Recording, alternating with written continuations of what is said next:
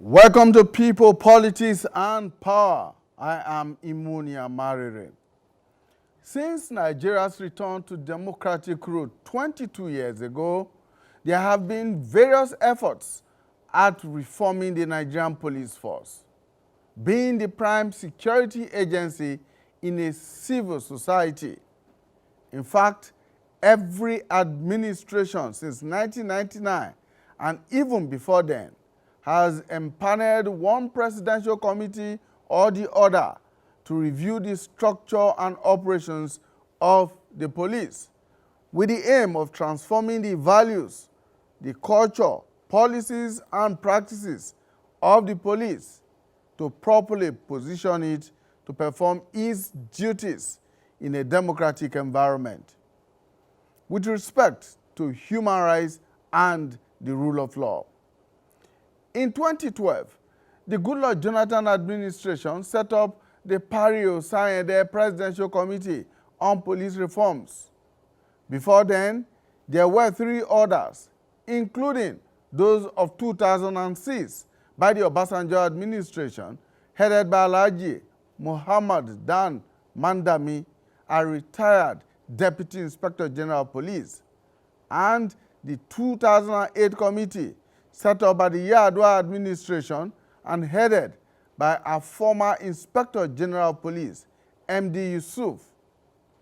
Civil society groups were not left out as they put together a panel under the auspices of the Network on Police Reforms in Nigeria with technical support and facilitation from Clean Foundation.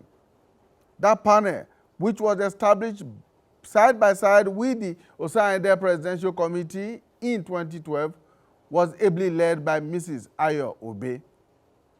The Buhari administration sought not to be outdone in the efforts at making the police more responsive to the demands of democratic accountability.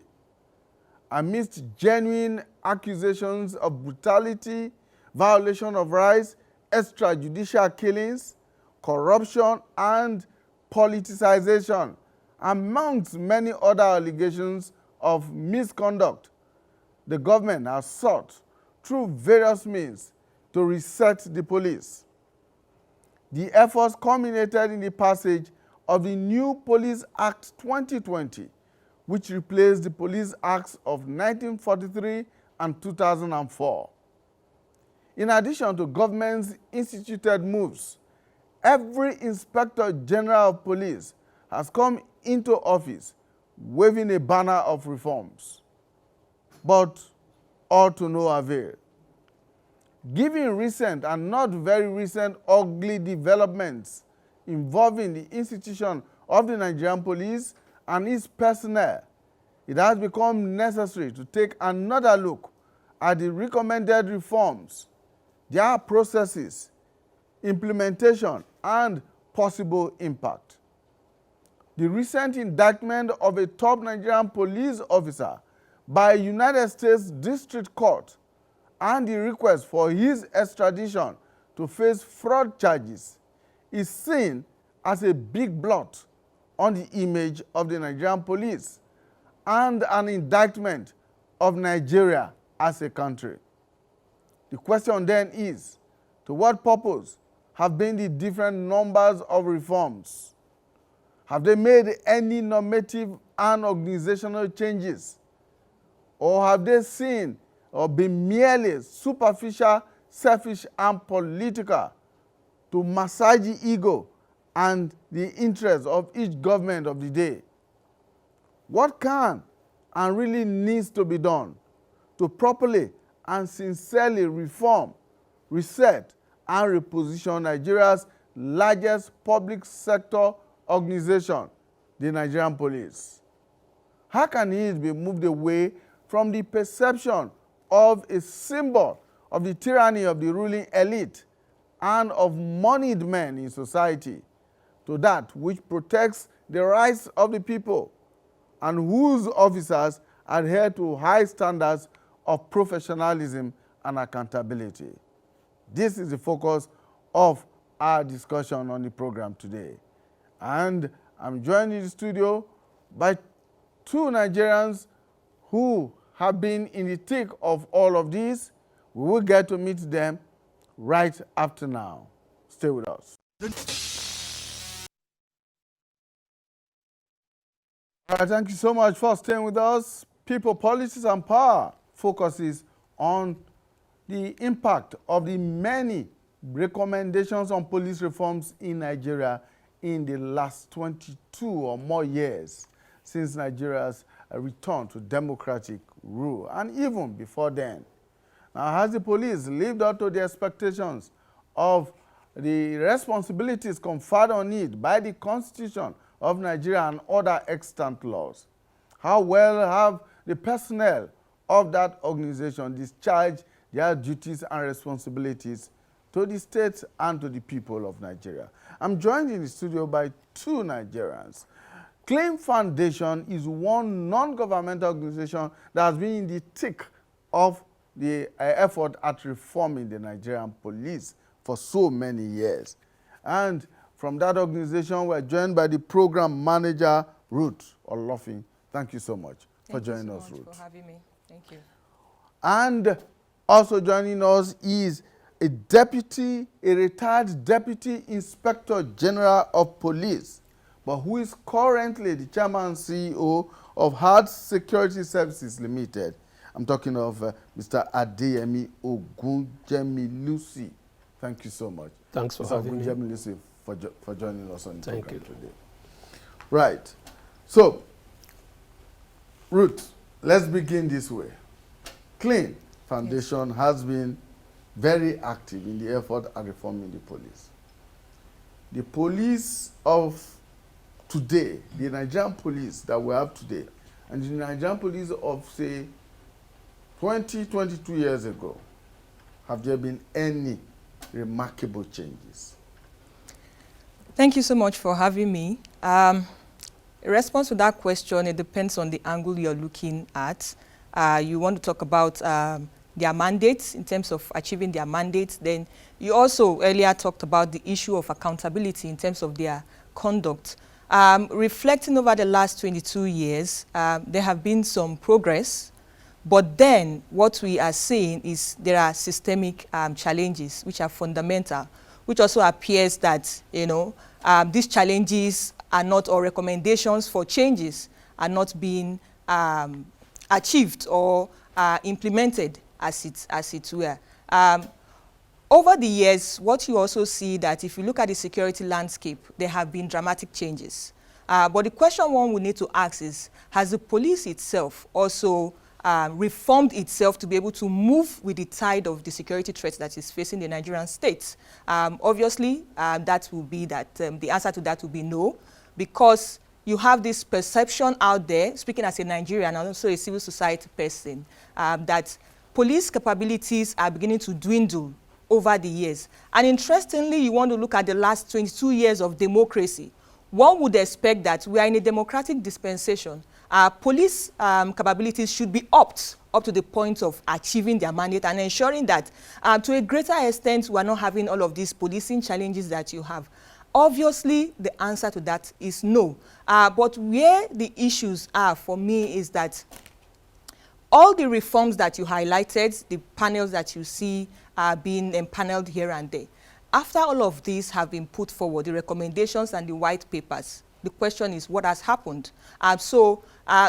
It's established that when it comes to police reforms or security sector reform, the challenge is that we tend to implement at the very superficial level. So you pick those quick wins, that you can easily implement, and everybody says that, oh, police is trying to change. But the more fundamental aspect that people will need to see that will change the face of policing is what we are struggling with. Take, for instance, the issue of police corruption. This is something that has been on for several years, and we still are not getting it right. On the positive side, we've tried to come up with accountability measures in terms of the external and the internal. But with the recent development, you talked about the issue of Kyari, and not just Kyari, the several issues, the NSAS, what led to that lockdown, we still had elements of police corruption. It appears that the control over the police is still very, very weak. And that is bringing us back to the debate that what are we not getting right in terms of all of this? What is government's role? What is the role of the society and that of even civil society in trying to really reposition the police? I need us to understand that, or the government really needs to understand that police has a lot of powers, enormous powers, within that which their mandate has actually empowered them to do. And that power can actually be abused.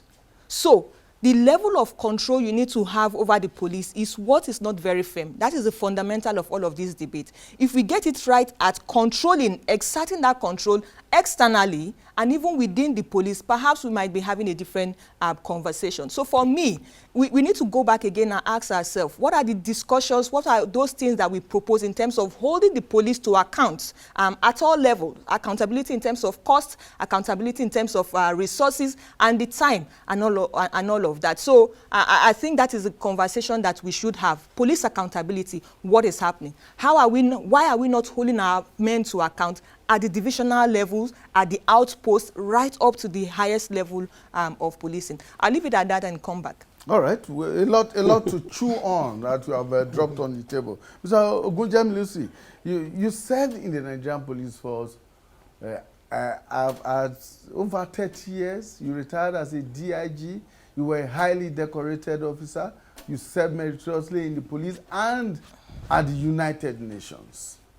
Now, are you happy at the status of the Nigerian police that you left behind? Well, it depends on which area we are looking at. And in this case, where we are looking at the reform efforts, you've mentioned virtually all the reform efforts, and the government of the day is still doing the same thing. Just in 2018, the National Institute for Policy and Strategic Studies was commissioned by the president to conduct a research on how to strengthen internal security framework and community policing in Nigeria, looking at model of policing options and strategies. And the last Inspector General of Police, Adamu Mohammed, also constituted another reform committee, which actually was based on your observation that we have so many reforms in place, but we are not seeing results. And the mandate was then to review all the existing reforms that are in place and look at which ones were implemented, which ones were not implemented, with a view of reaffirming those ones that are still valid, so that he could present them to the president for implementation. That was done in 2020. So we have many efforts in place. But I want to say that we are not feeling the impact because the reform efforts in themselves are not, they didn't take into consideration the necessary steps that will ensure a successful reform. You know, it is good enough that they went all over Nigeria. They also carried out assessment of the police to determine its weaknesses, its strength, what can be done better, and the issue of accountability, all these things, corruption, all these things were there. They went and they were able to gather enough data, which they analyzed and came up with their findings, following which they gave recommendations. And they gave those recommendations, all the reform efforts stopped at that. Reform efforts does not stop there. The next step should be, they should have set up a technical committee that will now look at those recommendations and come up with implementation plan, a strategic development paper that will give the roadmap of how do you want this reform to be implemented, who does what, What's the responsibility of government? What's the responsibility of the police and the civil society? So they will go into that and not only formulate that policy document, they will also serve as a technical advisor to the principal stakeholders, to the police, Inspector General of Police, to the Ministry of Police Affairs. So for a short time, maybe 6 months, maybe 1 year, they will provide guidance. Okay? After that, the issue which my colleague raised of monitoring and evaluation is there. Once these reports are submitted, that's the end of it. Nobody is monitoring the implementation. Nobody is evaluating what they are doing. So that is why all these reform efforts seems not to be having any headway. You cannot throw a paper at head of state and it will throw it to another committee. The committee will throw it to another committee, and then they just tick which one they want to do, which one they didn't want to do. But assuming we have that technical committee in place, and monitoring and evaluation committee again, a unit, maybe probably cited in the office of the presidency, of the president, that would be better to monitor. But looking at police generally, yes, nobody would say is happy at the state of the police, because if you look at all the reports, they are all about the same thing. All. They are talking about the same thing. In the report that was set up, the committee that was set up by the Inspector General of Police, Adamu, the former Inspector General of Police, Adamu, it happened that my humble self chaired that committee. When we read, we found that it's been the same thing. All the panel reports, they are the same thing, repeating the same thing. So we now came up with about 9 thematic areas, which has been the issue at stake. We have the issue of leadership and management. We have the issue of logistics and equipment. We have the issue of training and development. We have also the issue of funding. We have the issue of police welfare and motivation. We have the issue of community policing. We have the issue of police image. So all these issues are the same issues. Just like somebody will say that politicians, since I was born, they will provide you road, they will provide you school, they will provide you hospital. It's the same thing. So that is also what is applied here. And when you look into the implementation, since they were not fully implemented, some were well implemented, very few, very, very few were well implemented. Some were shoddily implemented, and many were not implemented at all. So with that kind of attitude, you don't expect that impact that you want to see. But as you said, all is not money.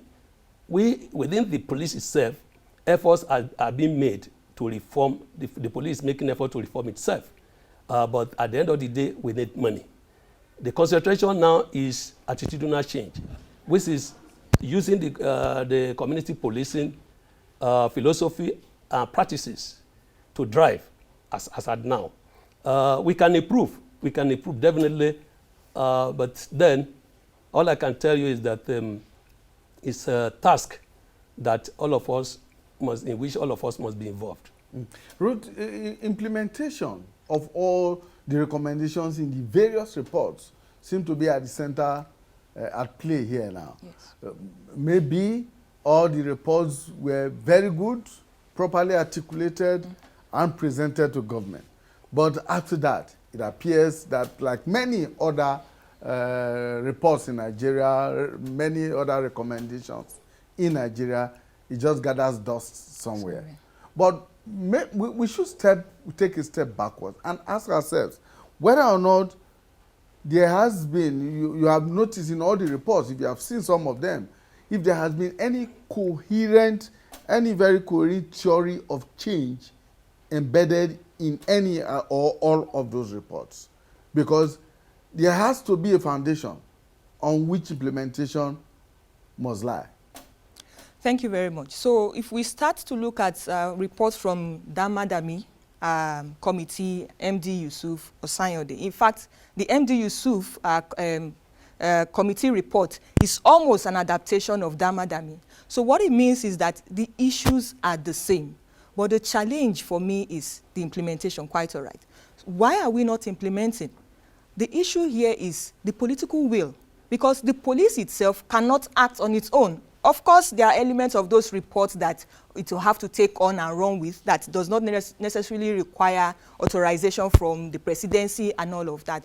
But largely, what has informed all of this report is, one, they need to have a professional police. They need to ensure that within a democratic setting, the police is accountable. So before that was arrived at, they looked at the past, the police sojourn within the military era and how it has sort of derailed from its duties, and how we can really reprofessionalize the Nigerian police force to achieve modern day issues. Why are we not asking the question or coming back to ask the government that the Damadami reports, the Yusuf report, Osayode, and these pockets here and there? And I must tell you, Imoni, that when you look at the landscape of security sector reform in Nigeria, not just Nigeria broadly, it's episodic.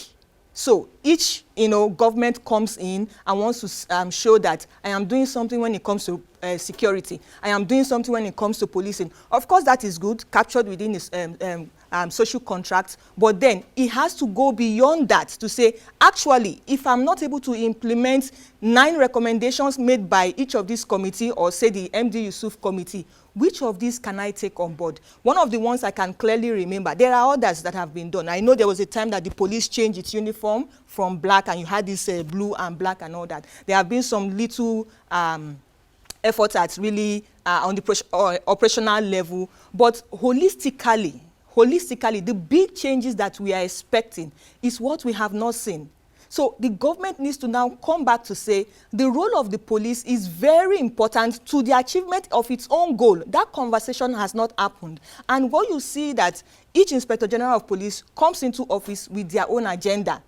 What happens when I, say for instance, as an Inspector General of Police, I'm appointed? Do I have cause to look at the previous agenda or the recommendation from my predecessor and say, what can I take on board here? Police image is at the lowest ebb. How do we improve that? There have been several efforts to bring in community policing and all of that, but when the lead persons, leave the office, it stops at that. I think clearly the police and the Nigerian society or the government needs to ask itself that, are we reflecting, are we learning on the challenges of yesteryears to improve policing for Nigeria? That has not happened. So a lot of fanfare is happening around police reform, but implementing that, critically, if you mentioned the Police Act of 2020, if you have recourse to look at that document, it's a document that, if well implemented, will, to a very large extent, change the face of policing. For instance, that document talks about having an annual policing plan.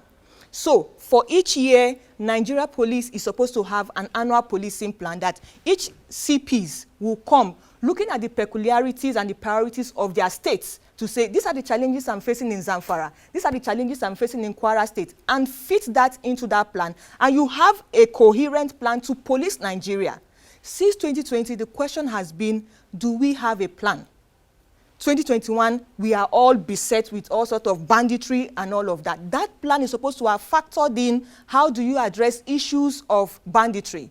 Recall again that the functions of the Nigerian police force is to prevent, detect crime. So what are the institutional mechanisms to prevent and ensure that banditry does not even take place? Because if you look at banditry, although the military is trying to address that, it is still a police issue. It is still an internal security issue. So there's a lot that needs to be done when it comes to the Nigerian police force. And modern day efforts are trying to reform the police. We'll still have to go back to earlier reports. So it means that the issues are the same. But I'm saying here that the tax environment within which the police is operating has fast developed. So in looking at those past recommendations, the question is that, are these addressing modern policing challenges? So these are some of the conversations that need to happen at the moment. Which is where I'm going to take off from, Sir Gujem Lucy.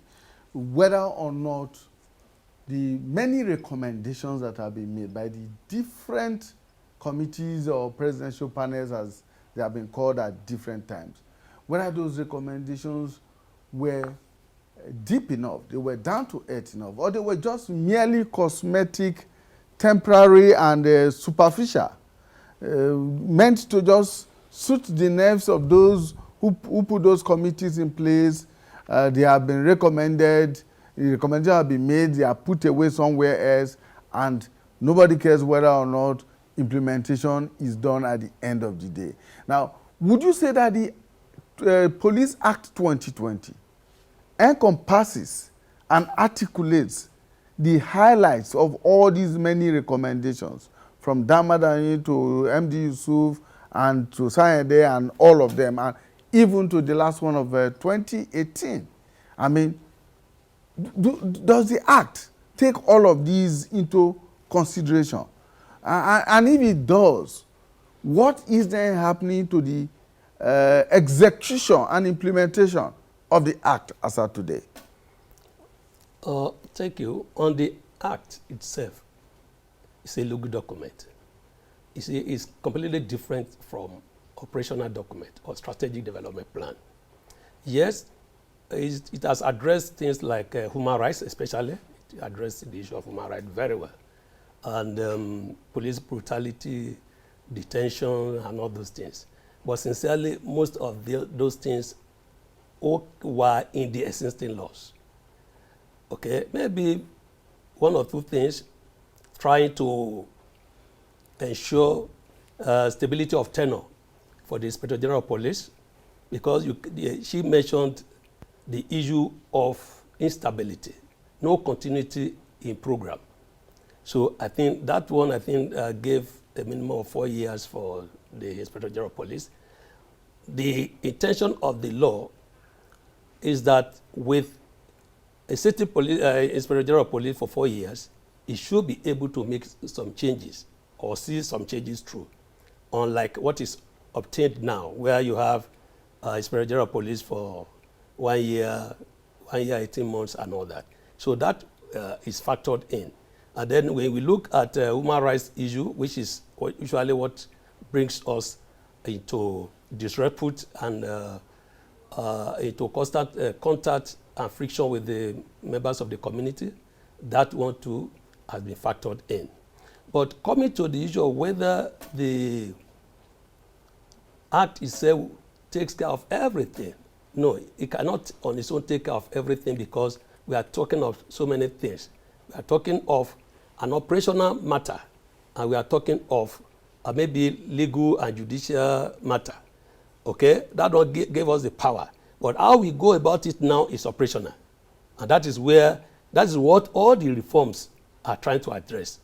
The implementation of how do you protect people? How do you maintain law and order?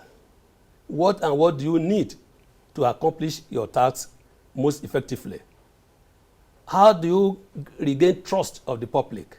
All these things are what the reforms are set about to achieve. I wouldn't say they were cosmetic, but I would rather say that even though there were good intentions, the good intentions never transformed to reality. They were not implemented. As I mentioned earlier, very few were implemented very well. Maybe it's little painting of police colleges here and there. And then some were implemented shabbily. You know, you can see the evidence. And then why many that would have brought about these fundamental structural and policy changes were never implemented at all. When you look at it from the issue of leadership and management, almost all the recommendations were consistent on the need to decentralize the force so that authority will go nearer to the people by maybe deploying the Deputy Inspector General of Police to their geopolitical zones and having direct budget allocation. We have not seen that take place. How can you say it's cosmetic? We can say there are some cosmetic efforts, like she did mention. For example, the police, in order to meet this demand, created area commands. But if you go to these area commands, are they area commands? You know police structure. You have the police post, police station, police division, and then you have area command, and then you have the commissioner itself. But I can tell you that many of the area commands created are functioning in police posts, police divisions, without the necessary logistics, without the necessary fund, without the necessary environment befitting of an area commander to carry out his task. If you look at logistics, we are not even near. We are not near because we don't have the vehicles that we need to do all the patrols. Even the modern equipment that will reduce casualty, they are not there. Okay? And where you are provided with even the vehicles, there is no provision for fueling. That's just the basic truth. So these are the problems we're talking about. And when you talk of training, many police officers have actually resorted to training themselves to gather the necessary experiences, competencies, and skills that they require to perform their job. So we have problems about implementation. Even the community policing we are talking about, you can see that it has not gone down to the grassroots as intended. Otherwise, there wouldn't have been something like NSAS and all this burning of police institution and all that. So I think the problem actually is implementation. She has mentioned the issue of political will. We need that political will to really look at police and come up with something that will transform the entire system. We have to also look at issue of accountability is very important. For me, I don't think that requires much intervention. We have the institutions in place that are supposed to ensure internal disciplinary system and oversight from outside. But the issue is what is the level of integrity along those parts? And what is the performance? You see, the performance measurements matters. If you don't have a standard measurement of performance, and anybody can rise, and anybody can remain static, not because of his own fault, but because of this absolute performance system. So these are things that I think, if we look into them, we are likely going to be able to make some changes. And those legal provisions, the police now should sit down, get a technical committee, and see how we could not develop strategies, policy plans that will ensure that they are properly implemented. I think that is what we need to do. Ruth, those who argue that some of, if not all of those reforms that have been recommended in those reports have simply been very superficial or cosmetic, argue, for instance, that on each occasion that a reform committee has been set up, a presidential panel has been put in place, it was not the initiative of the government of the day. It was prompted by one major negative event or the other, like the last one, the NSAS crisis, the NSAS process and all of that, that eventually forced the hand of government into saying, okay, let's disband SARS, let's do this, let's do that, and then put in place X, Y, Z. Before then, all the other panels had been one major issue or the other that prompted government. So it was not as if it was the initiative of the government of the day. And that gives the impression that, oh, we have been forced to do this, but we have done it, so whatever happens, yeah, I mean, that's the kind of impression that people get out there. Yes. Is that a correct interpretation of what has been going on, and why the implementation of these reports have not been taken seriously? And why do you think, for instance, each Inspector General of Police that comes in has not domesticated some of the suggested reforms in these reports. Take them and, like you said, put in place maybe a technical committee within the police force itself and say, let us begin, even if government is not ready to, let us begin to see what we can do with these recommendations. Thank you. For me, that's the way I would want to answer that the question you just posed. I think it's a bit difficult to speak for the police or for an Inspector General of Police that has left office. But largely what we have seen, it goes beyond the police to the wider society. So policies or frameworks that are meant to improve the lives of Nigerians and all of that. Each government comes into office, and now going beyond the police, comes into office with, we have seen the several Vision 2020, 5-year development plan, and all of that. And then as soon as that government leaves the office, another government comes in, and they have their own agenda.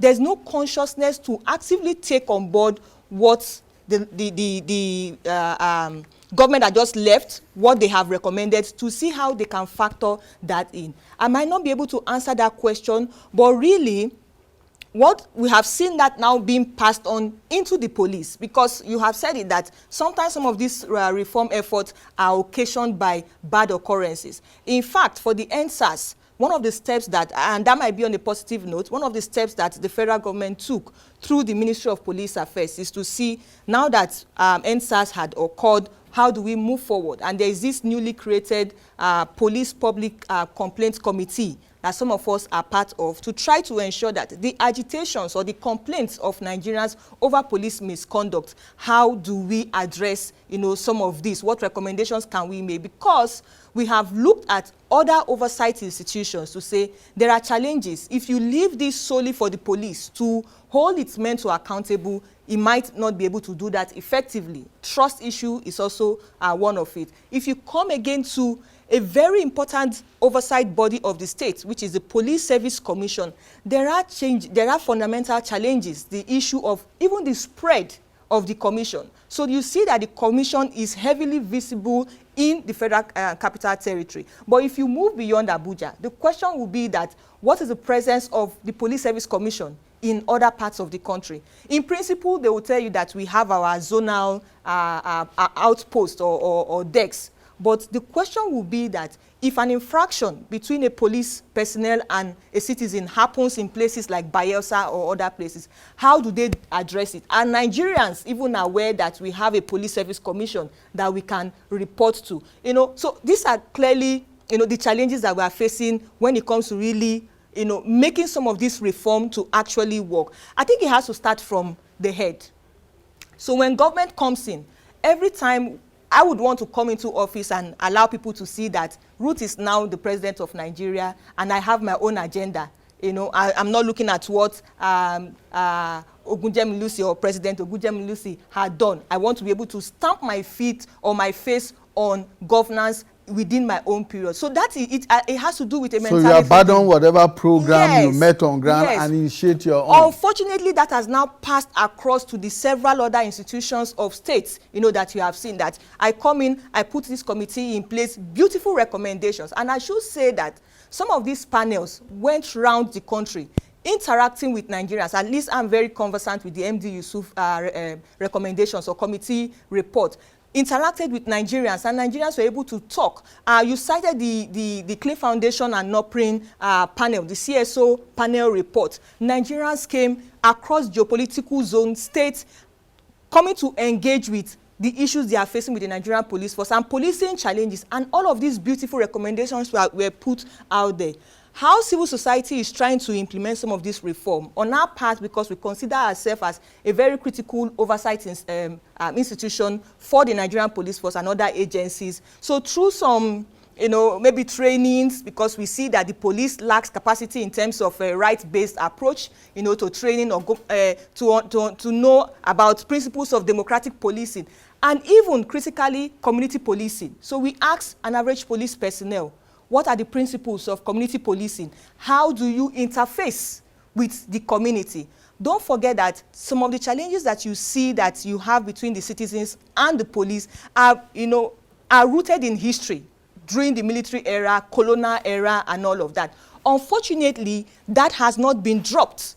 So you see that that is still coming in modern day democratic society. So Nigerians are ordinarily expecting a responsive and respectful police institution. But the policeman, averagely, with due respect to retired DIG, is feeling like, I have power because the state has empowered him with weapons of violence. So I have power. Do you know who I am? I will just, waste you. Those sort of comments shouldn't be found within a democratic setting. But that is unfortunately where we find ourselves right now. So I think for me, in capping my thoughts on this, is that it goes beyond the police to ask critical governance questions, that sustainability of reforms, not just in policing, but entirety in trying to ensure that Nigeria is better, Nigeria is safer, and people are able to live in an atmosphere of well-being, free, without fear.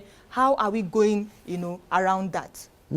Now, one of the objectives or one of the aims of the reform process over time has been to change the way, improve the way that the police interact with other security agencies and interact with the general public, or as we say, the ordinary Nigerian. But if these reforms have not made the desired impact, where does it leave all of us? We'll talk about that when we return from this break.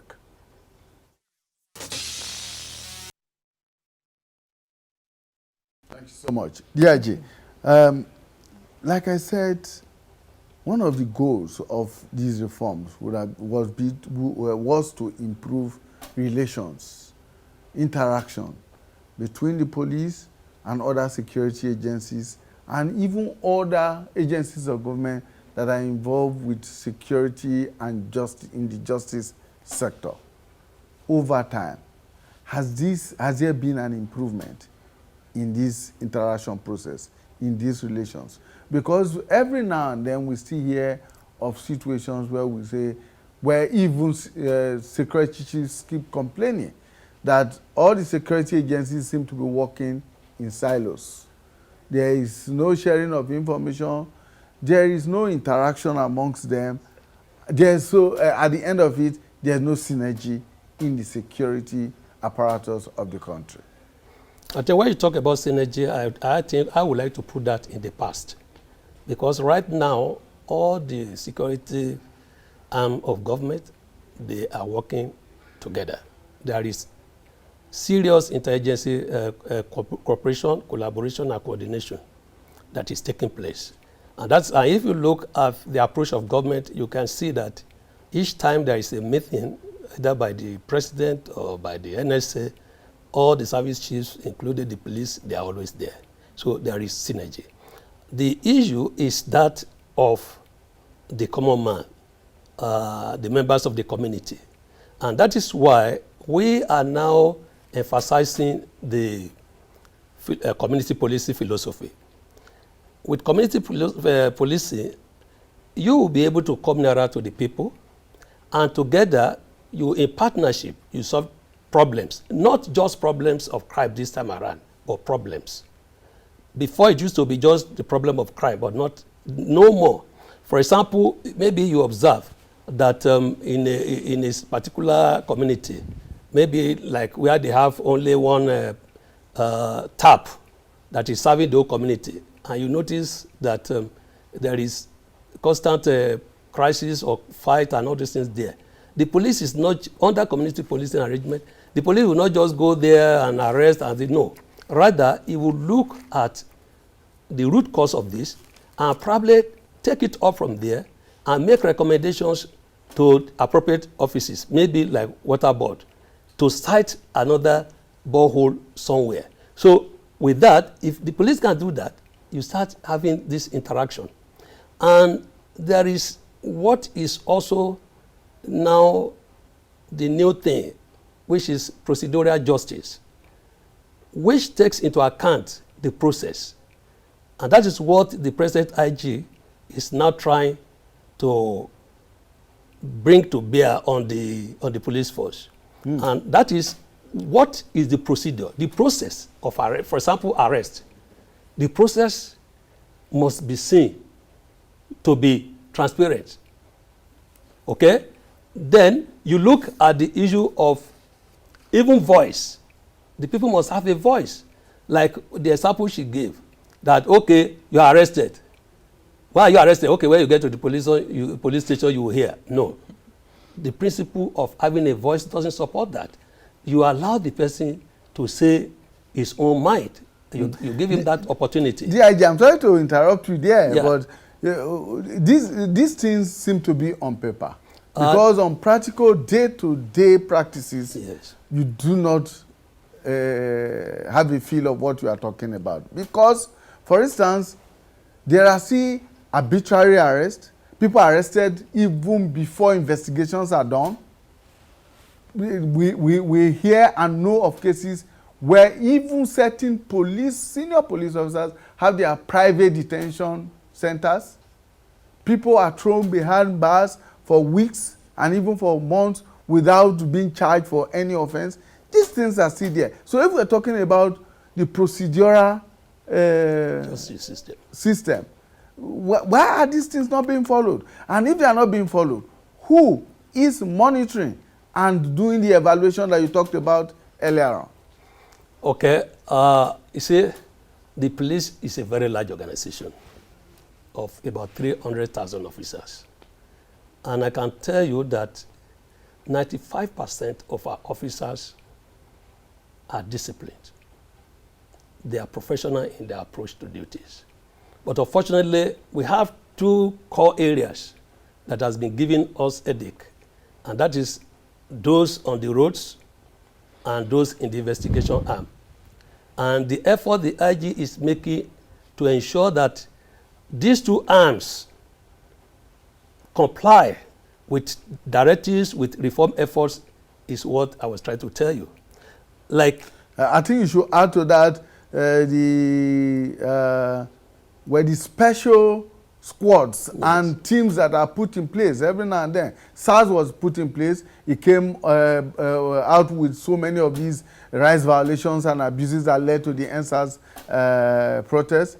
And then, of course, the intelligence response team that replaced it or came into prominence after SARS has now also been embroiled in the same practices that SARS was accused of and for which it was scrapped. Okay, in response to that, you see what I'm saying, that the disciplinary mechanism is in place, but it could be fine-tuned, it could be improved upon. When it comes to all these special units, most of them were formed to address specific issues. And you will agree with me that initially they performed very well.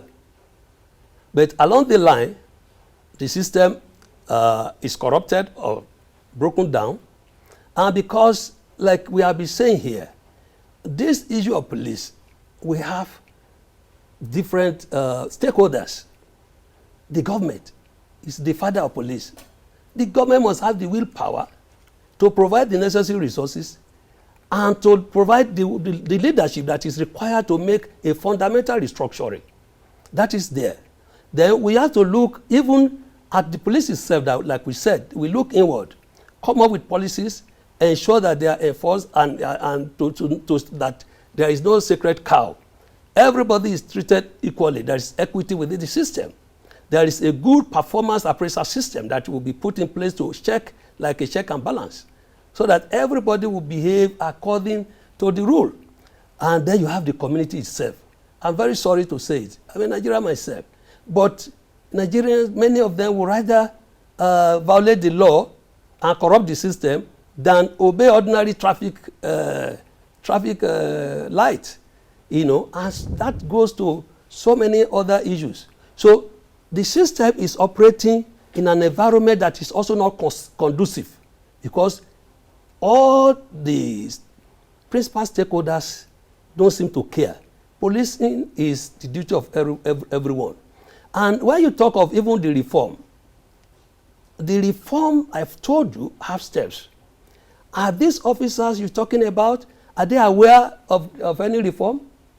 Have they ever seen the paper, the reform paper? Have they ever seen it? Has it been broken down to them in pieces that, okay, with this reform, these are the recommendations, these are your roles and responsibilities?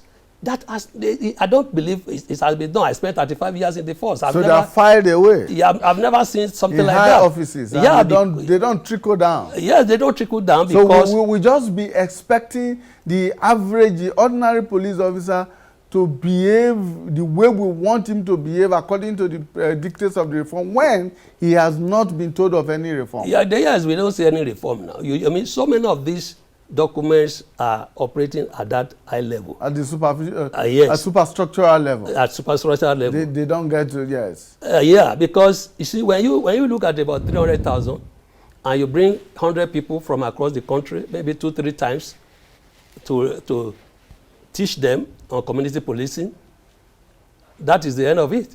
It is expected that they will go and disseminate down. And they don't. It doesn't happen that way. You know, that is a problem that we all have to look at. How do we get these things down? But again, that doesn't mean that individual officers, sectional heads, are not taking steps to ensure that there are compliance at their own level. Okay. Yes. Ruth, one of the issues that has dogged the Nigerian police over time, which has been addressed by almost every reform panel report, has been the issue of funding. And that, of course, led to the setting up of the police trust fund. And it was expected that it will have some measure of impact on the reform process. What has happened to it? So since 2019, when the law came to force, yes, a committee was set up, the fund itself was set up, but more than 1 year, the board of that fund was not constituted. And what that means is that out of 2019 till 2021, the fund as it were, in principle, did not function because the board of trustees was not constituted. It brings us back to the debate of, is government just wanting to be seen to just pass legal frameworks and not implement what will change the face of the policing? So we as civil society had cause to ask ourselves a few weeks ago to say that the police trust fund is another layer of funding for the police, for welfare issues, for revamping the various training institutions. What is happening? Okay. That meeting. Let's pause it there. Okay. I know that the DIG has a lot to talk about this funding, but we'll make that the subject of another discussion. Okay. And see how that can actually change the face of the police and the reform process in the police. To be helpful. But for now, our time is up. We must go. I want to thank you immensely for coming. Ruth Olofin is the program manager, Clean Foundation. Thank you so much. And DIG Adeyemi Ogunjemilusi, retired Deputy Inspector General of Police and Chairman and CEO of Hard Security Services Limited. Thank you so much for your time. Thank you for having the program today. Thank you so much. Well, for you, our viewers out there, we want to thank you for investing your time with us. We look forward to having you join us again on another edition of People, Politics, and Power.